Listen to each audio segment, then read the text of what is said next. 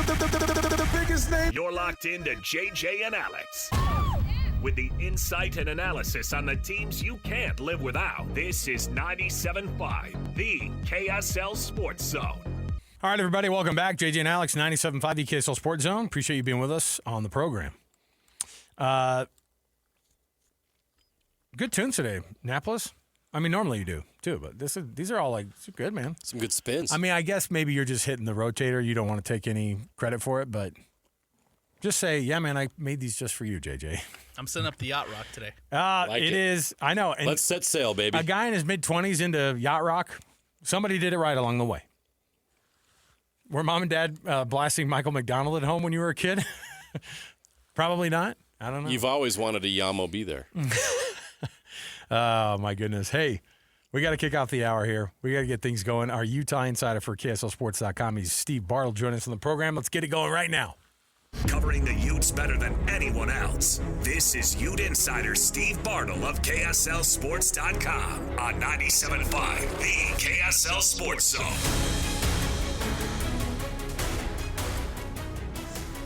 Steve Bartle joining us on the program. You can see him streaming live just right along sandwich between the two of us on our stream.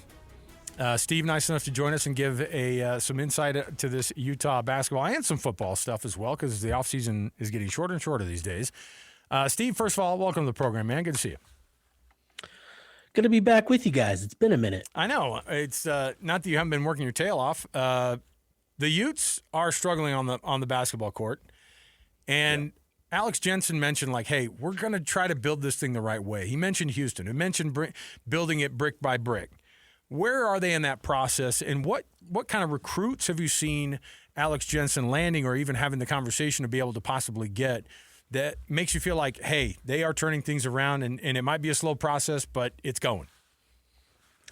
Yeah, this has been an interesting season for Utah. Obviously, there's been, when Alex was initially hired back in March, there was a lot of excitement about, him taking over the Utah basketball program, given, his connection, his place in the program. And he's always maintained the bigger perspective when it comes to building the program, rebuilding the program. He didn't want to come into this and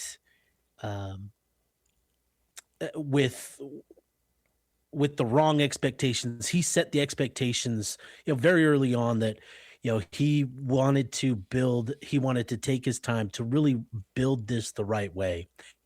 And, he got a staff together, they put together the roster, and, there was a decent amount of optimism coming into the season that this could be, an interesting group. I don't think conversation around the program and sort of the expectations for what this year would be, I don't ever think that those got, too optimistic, too out of control. I think everybody kind of understood what this year was going to be.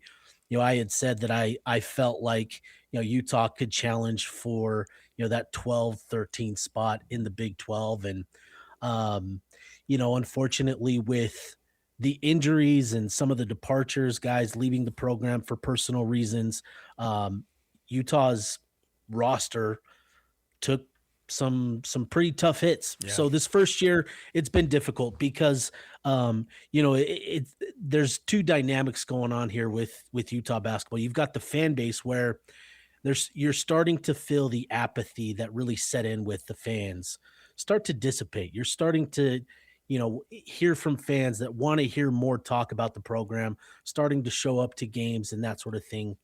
And then, obviously the product on the floor this year hasn't been great, especially in conference play. It's been tough. It's been really tough sledding for Alex Jensen and the Utes. But a big part of that is the injuries and the guys that have left the program and just the limited options and limited depth that Alex has had this year. So, this first year was all about laying the foundation, figuring out what he wanted to emphasize as a coach, what he wanted to build his program with. And with Wes Wilcox serving as general manager, it's such an interesting role now in college basketball because, we've grown up with it where the coaches are the guys that get out on the road and evaluate and recruit. But now, with the general manager, especially one like Wes, who comes from the NBA and has a lot of relationships, he can get out on the road. And obviously there's still requirements that he's got to, adhere to in terms of how many days he can be out and that sort of thing. But, with his relationships and his experience being what it is, he can go out and he can evaluate. He can, hit the international waters. He can hit the high school ranks. He can do all of that while Alex and his staff continue to coach the team. So you've seen Utah put together a class so far, 6 players that come from high school. You've got a couple return missionaries. You've got a player coming from the Overtime Elite League, which is kind of a semi-professional league. You've got one coming from the JUCO ranks and another coming from the international waters. So it's kind of an interesting blend of players and where they come from, different backgrounds. And I think these players in this 2026 class sort of represent at least a better idea of what Alex is trying to build with this program. And obviously a lot of work is still to be done. The conversation is going to shift quickly here to player retention, who's coming back. And then obviously with the transfer portal, plenty of work to be done there as well. A rebuild is painful in any sport you do it. And you mentioned the expectations. I don't think there were very high at all. We all understood where they were at with this program and how much time it would take. But it's even more difficult, Steve, in the Big 12. This conference is insane. We're just watching BYU at this point where they're at with their roster and their progress. They're in the middle of the pack. To break through and beat the top teams in this league is extremely difficult. What is the model that Utah's following? What's the program they're looking out there and saying, that's a program that did what we're trying to do right now in a very, very good Power 4 conference? Is there some model out there that they're looking at? Or in conversations you've had with Alex Jensen and others, what's the model they're following? Yeah, going back to, when Alex was initially hired, he made comments even then and has continued to throughout, the last 8 months or so, however long he's been on the job, almost a year now. Holy cow. That's wild. But he's consistently talked about Kelvin Sampson and this Houston basketball program, and that sort of being the model for what he's trying to build. And so obviously, Utah, BYU fans familiar with Houston, they just came through. They did, the Utah tour here just a couple weeks ago, beating both BYU and Utah. And Kelvin Sampson, one of the great coaches in college basketball, obviously leading Houston to a lot of success over the years, had a lot of really interesting things to say about Alex Jensen and sort of what he's heard of him, what he knows of Utah basketball, and talked a lot about, as you guys have kind of alluded to, building it brick by brick, right? Establishing your identity, the culture you want to build around. He talked about needing to figure out, do you want to be an offensive team? Do you want to be a defensive team? And building from there. And I think, this first year was about figuring that out for Alex. And I think with some of the players in the class, we kind of get a better idea of what he's trying to emphasize. There's going to be players coming into this, into the program from this 26 class that, offer higher levels of skill, at a number of different positions. Finn Scott, their most recent commitment from Austria, is a really skilled big man, something that they don't have on this roster. Jackson Johnson, the former Alta star, is returning from his mission, and he's going to be, a key factor for Alex in this rebuild. Jackson is a tremendous talent, a lot of skill for being a 6'9" wing, a great shooter. And I think that is going to be something that he emphasizes. He wants to continue to build this roster out defensively. I think that is something that he's going to continue to emphasize, is building it in sort of the same way that Houston has, where you really emphasize perimeter defense. You've got skill up and down the lineup. And I think that is really where Alex wants to sort of take this program is, having an offense that, everybody is at least a threat, can do multiple things at all five positions, and then a team that is bought in defensively. And I think that is going to be what Alex tries to build. And again, with this 6-man class and with the transfer portal looming, plenty of work to be done to continue to build that out. But with the 6-man group specifically, a lot of players that sort of fit that mold. You brought up Wes Wilcox, who is the general manager. And it's an interesting model because we're all trying to get used to whatever that means. And the football team has every big program has general managers for football, general managers for basketball, whatever it might be.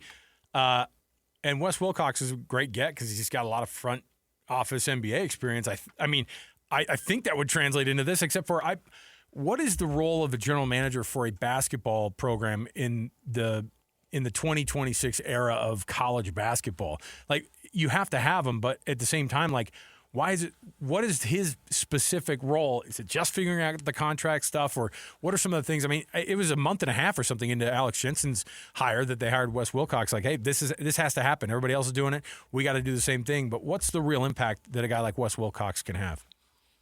Yeah, Alex, his first hire was Coach Rafael Chilius, who brought the recruiting pedigree to Utah, and then his very next hire was Wes Wilcox.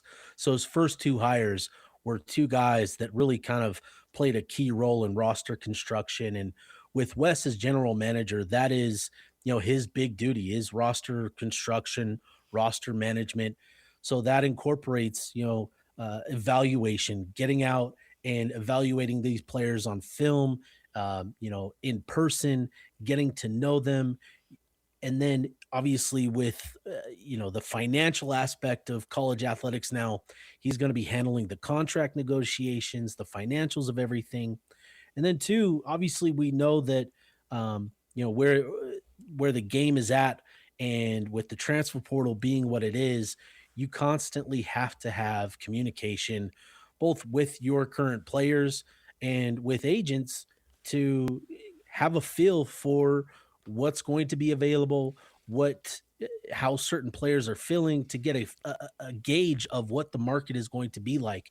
And so Wes can handle all of the roster construction dynamics of a college basketball program. That is his primary task, and why Alex wanted to bring him in, so that Alex could focus strictly on the relationships with the players, the coaching of basketball, and that sort of stuff. So everything when it comes to the roster, the construction, the management of all of it, that is what the general manager is tasked with doing. And with Wes, I know that he's been out on the road internationally evaluating prospects, probably visited Finn Shot, I think is what it is actually. Mm-hmm.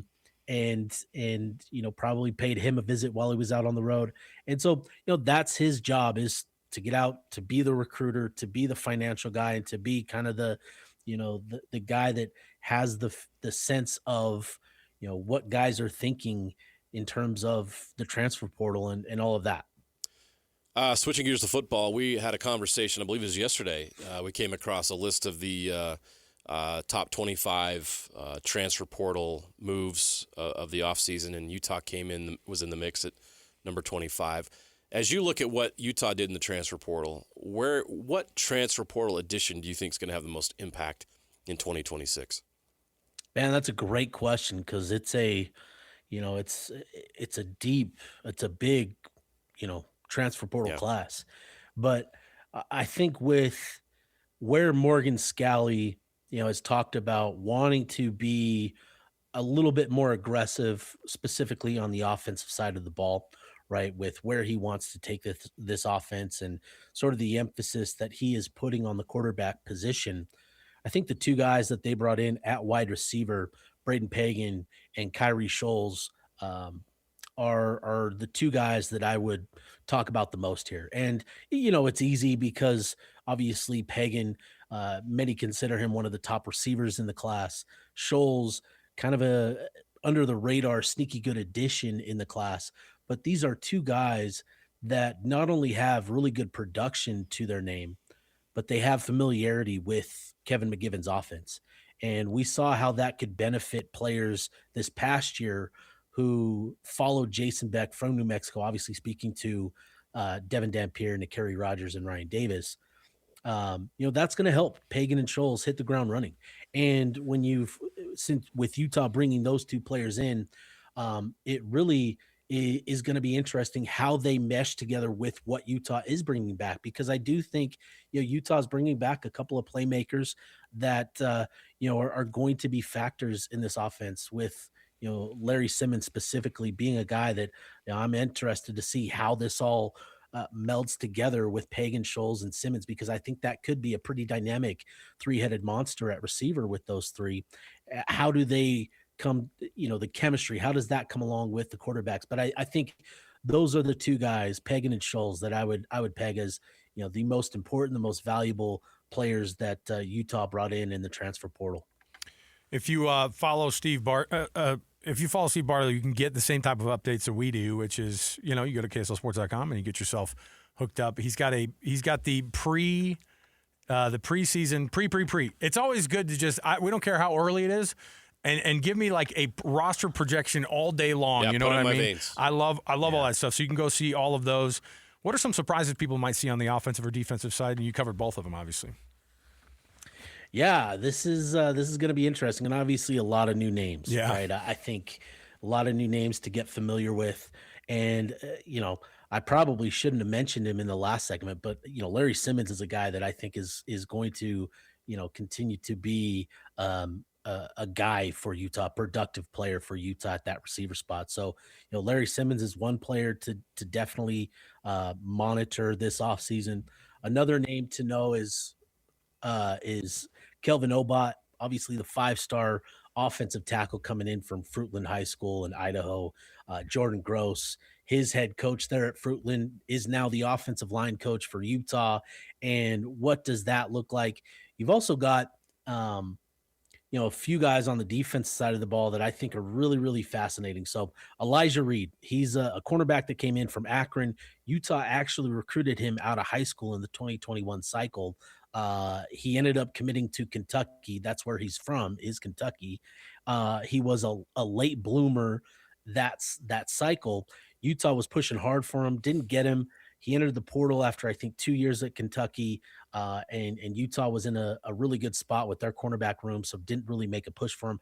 Now he enters the portal after 2 years starting at Akron, and Utah's finally able to bring him in. He's a guy with, he's 6'2", really long, really lanky, and that was kind of the point of emphasis for Utah in that secondary, was adding, cornerbacks, defensive backs that are bigger, longer, and a bit more disruptive, guys with production. James Chenault is another from USF. So they brought in two guys with experience, and suddenly, despite the departures that Utah's seen in the secondary, there's a lot of depth in that group with the players that they brought in and who they're bringing back. JC Hart, who I shouldn't say redshirted because he already redshirted previously in his career, but transferred to Utah last spring and essentially redshirted this year. But he's going to be a guy to keep tabs on at that cornerback spot. 6'2", 200 pounds, 4.3 speed, coming from Auburn. So he's got the frame, the athleticism you love to see at that cornerback spot. I think he's going to be a guy to keep a close eye on, could really make that cornerback room really, really interesting this offseason. But those are probably the names that I'd single out with that offensive and defensive depth chart. You can go check it out for yourself. He's got it posted right there, KSLSports.com. Steve always getting us the best information that we can get. And as soon as there's a pre anything, you let us know, Steve, because we want to pre-notify the listeners as well. So we appreciate it, man. Thanks for hanging out. Thanks, Steve. We'll chat with you again soon here. Appreciate you guys. Have a good one. There you go, Steve Bartle. Let's take a break. We'll come back. We have more around the corner. When we come back, we've got ourselves a couple things to talk about. Yes, those Mick Cronin comments that have been making the rounds probably showed up if you're a sports person, probably showed up immediately this morning on your social media feed or maybe even last night late. Not the best way, not the best look for the guy who is fine with not having a good look. So we'll take the break here. This portion of the program brought to you by University of Utah Health. At University of Utah Health, hope is in our DNA. Learn more at uofuhealth.org. That's uofuhealth.org, University of Utah Health. For you, for life. We'll come back. 97.5 the KSL Sports Zone. Cougars is right here on the Zone. This is JJ and Alex on 97.5, the KSL Sports Zone. Welcome back, everybody. JJ and Alex, 97.5, the KSL Sports Zone. Hopefully you're doing well today and you're staying out of trouble on the road. Bummer for a lot of folks who had their flights grounded around Salt Lake City before international before they got everything kind of cleared out. It's man, we need this snow so dang bad though. My heavens. I'm not trying to sound like an old guy. You know what? You go to old person status when you go, yeah, but we needed this, didn't we? Finally getting some moisture. Moisture. Got the moisture. Prayers are answered. Okay. Hey, that music coming on in, there's a point to it. It's a Win Ticket Wednesday right here on the KSL Sports Zone. All the other shows did it all day long, and we're going to do it also. We're giving away tickets to Post Malone, special guest Jelly Roll, Carter Faith at the Ricycle Stadium, on the 28th of July of this summer. So win those tickets right now by being caller number 12, 801-575-ZONE, 801-575-ZONE, 801-575-9663. You can also grab those tickets at livenation.com. But caller number 12 is going to win those right now, so there you go. Love always giving it. That's probably one of the biggest. I mean, I'll be honest, our promotions people were like, we got them. We got the tickets to give away. We got Post Malone. So they were very excited about it, and I think the person who's going to win is going to be also super excited. All right. Mick Cronin, he's UCLA's eccentric head coach. Did you put it that way? Fiery. Yeah. Oh, yeah. Prickly. Part of that word, combustible. For sure. Yeah, I mean, look, the guy, he can get fired up. And he was fired up. He has had a rough go on this last particular road trip. UCLA going out to Michigan, the state of Michigan, to play Michigan and Michigan State. Michigan, one of the best teams in the whole country. Michigan State, Tom Izzo's there. So they're always going to be good when he's there. And they lost by 23 last night. Mick Cronin. 82-59. Yeah. He really hates travel. He's made that clear. He has said it. Yes, that was the one thing. Like, he brought up how bad the travel situation is for these guys and for them. And I think that's kind of lame because I get it. It is. But you're in the situation that you are. And when you say that stuff, it just sounds like an excuse. And actually, this interaction, now here's what happened I thought he did awesome last night as a coach. So there was a UCLA player who had a late, hard foul, like aggressive foul, one of the ones that you look at and you go, that kid was trying to hurt that other kid while he's in the air, right? And those are always nasty. They're always scary. And Stephen Jamerson III was the player who went up and basically took the legs out from under one of the Michigan State players who was on a breakaway. That is one of the big that's one of the big basketball no-nos, JJ. Like, this guy's going up, they're vulnerable in the air, and he could have hurt this kid. Mick Cronin doesn't just get after his player. He kicks him off the court himself. He goes, you're done. You're going to the locker room. And the kid was like, what? You could tell there was. Yeah. And I thought, dude, that's a leadership thing right there. That's awesome. Kind of embarrassed the kid, to be honest. I'm sure. And if you embarrass kids, by the way, you might get the. Don't know if that works in 2026. You might get the Coach Tang treatment and find yourself on the outside looking in. No, with but cause. I thought that, like, saying, hey, look, that is such a bad thing that we can't tolerate that at all. That's not what our program is about. I see that. So I was okay with that part. The post-game interview that has now been heard around the world is him basically being a massive sore loser and deflecting it onto a bunch of other people, including a young reporter who was just asking a question at the post-game scrum and ended up getting the ire of Coach Mick Cronin. Here's what it sounded like. What was your thoughts in the student section chanting Booker's name? I could give a rat's ass about the other team's student section. I just meant overall the way that you I would like to give you a kudos for the worst question I've ever been asked. Did you like You should take it. the preparation of Do you really think I care about the other team's No, I don't. student I don't section? think you care about the other. Are you team. raising your voice at me? No, I'm just. Yeah, you are. Yeah, you are.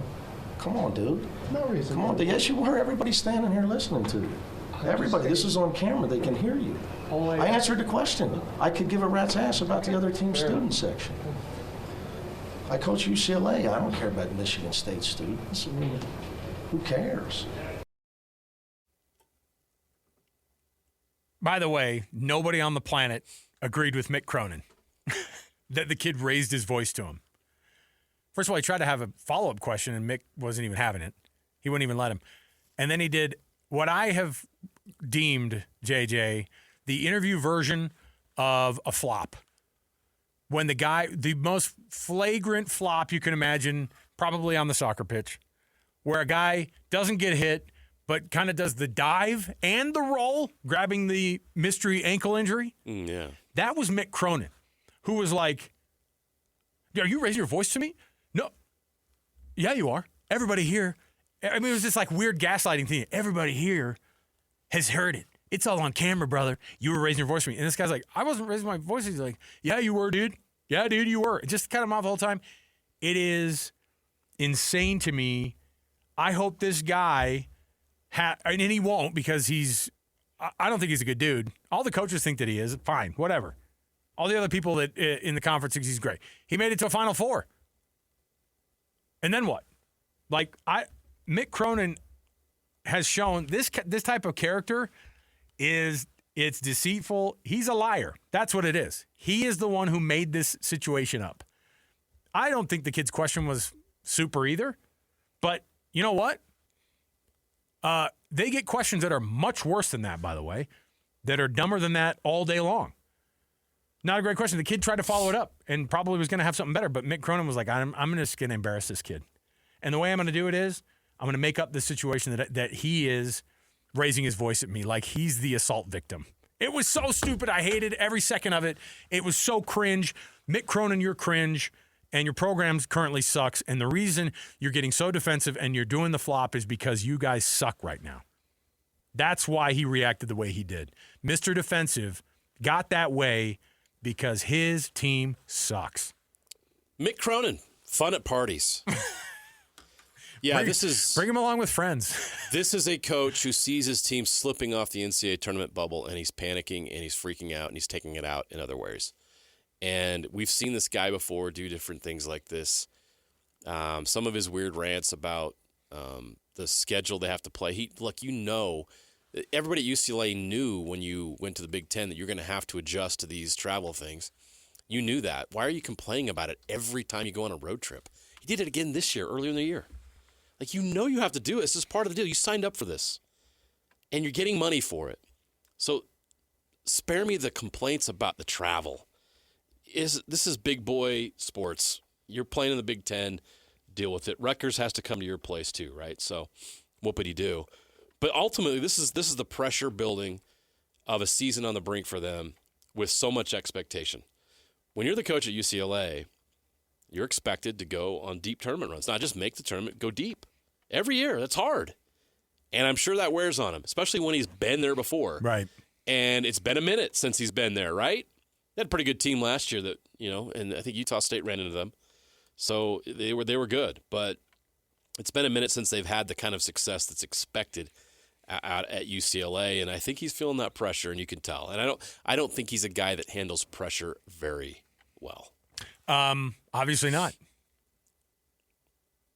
Obviously not. If the way you treat other human beings becomes compromised because of the pressure you're going under, you might want to step back a little. Well, here's the real problem too, because the vast majority, look, humanity knows what the truth is because it was on camera, by the way, and that actually goes against him because the guy was not raising his voice to him at all, and so Mick Cronin doesn't just crash out.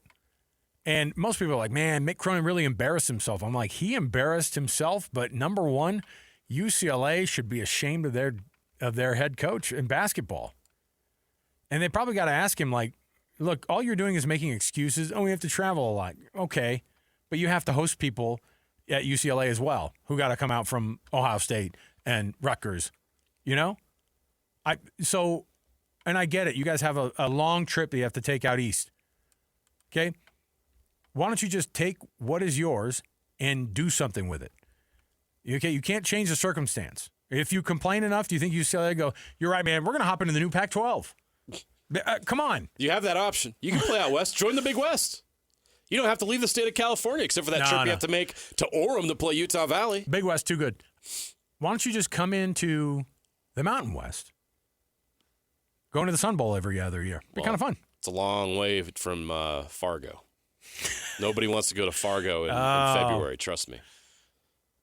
That's crazy. All right, that dude sucks. Like, I'm just so I'm annoyed because I feel bad for this kid. The good news is that, like I said, humanity recognizes this. Every person who watches that knows that the narcissist in this situation is that guy. Yeah. The guy who makes up what the reality was. This is a personality disorder. Let's get the DSM-4 out and let's get some psychologists on the line here.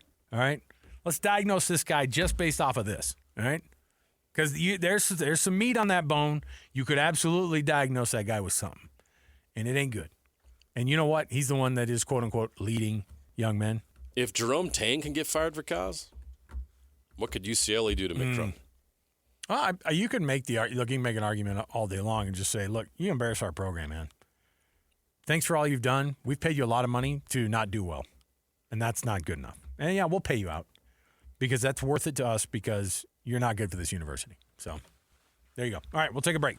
Before we do, all of this this portion of the show brought to you by the good folks at Hercules First Federal Credit Union. Hercules First Federal Credit Union, growing stronger together. We will come back. I've got a top 10 for you. JJ and Alex Napolis, they hear me get all giggly when I put the top 10s together because I don't share what it is. And today is an interesting one, okay? We might get shut out all the way. We'll see. 97.5 EKSL Sports Center. Accessing. When TV and radio collide. Love it.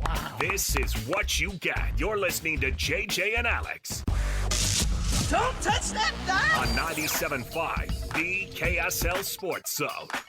Welcome back, everybody. JJ and Alex, 97.5 the KSL Sports Zone. Thanks for being with us today. The KSL Sports Zone and Beehive Meals teaming up to honor people that impact the youth sports in their communities around them. I don't care what sport it is. If it's a person who is really doing a great job volunteering for that soccer team, that softball team, if it's a team mom who just does everything and seems to get it all dialed up for the team, somebody who deserves that extra kudos because they really don't get any because they're just doing it because they love the kids and they love to be able to provide that. I'm telling you, we appreciate those people, and the folks at Beehive Meals do as well.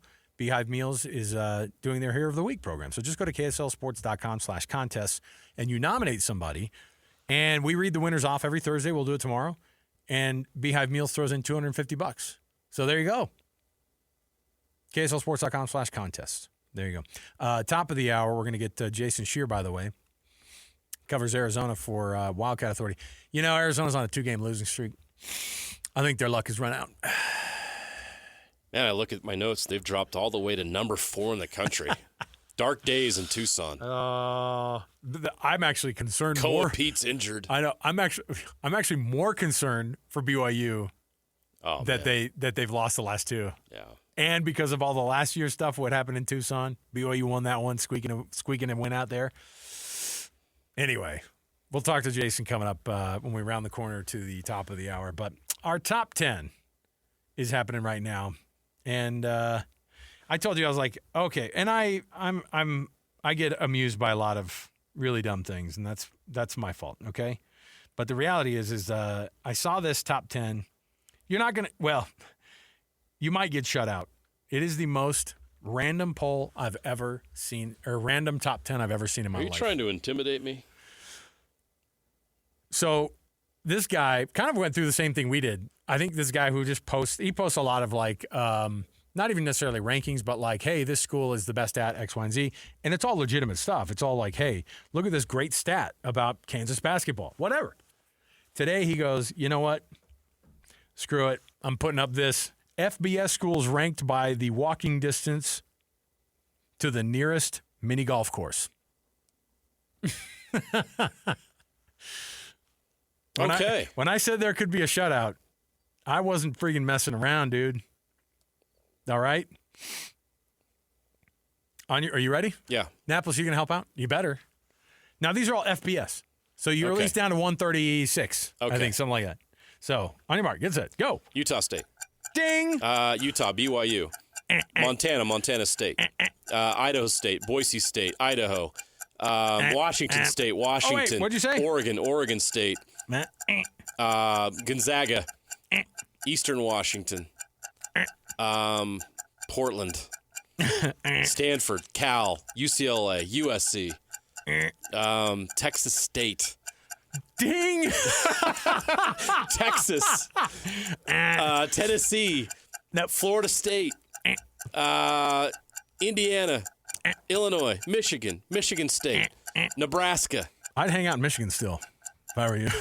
Eastern Michigan, Western Michigan, Northern Central. Michigan. Dang for the Central Michigan.